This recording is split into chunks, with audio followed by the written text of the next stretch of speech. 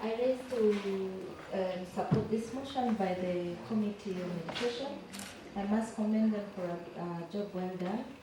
And I think they've used one of the best learning skills using photos.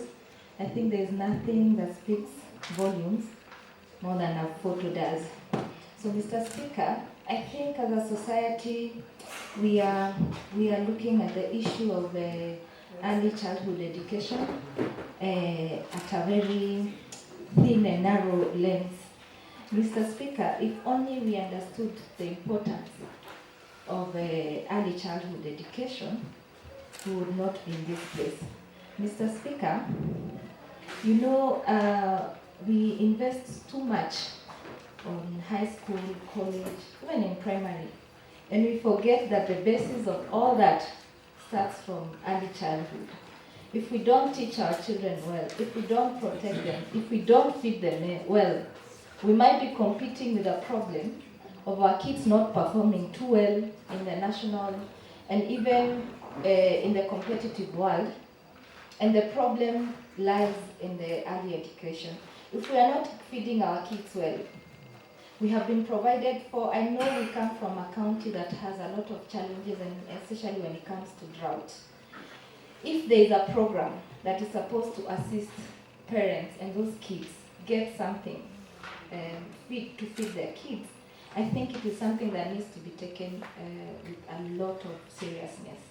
Mr. Speaker, when you think about your little child who does not have a toilet, and then later you want them to come and serve in the county, KAJIADO County Assembly, and find the toilets here, you'll not be shocked that they might not be able to learn how to use a toilet. And it won't be their fault. It will be the fault of society that didn't train children. They didn't provide toilets. We live in a world where a lot is happening. There's a lot of technology.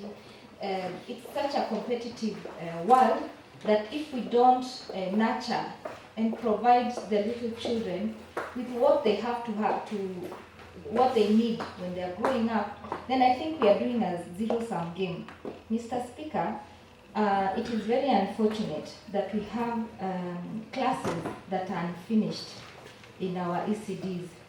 I sometimes wonder why we continue to put money to build new classes while we have classes that have not been completed or well done. Is it so hard for resources to be used, even if you have one or two classes that are well done, that are lit, that are warm for kids?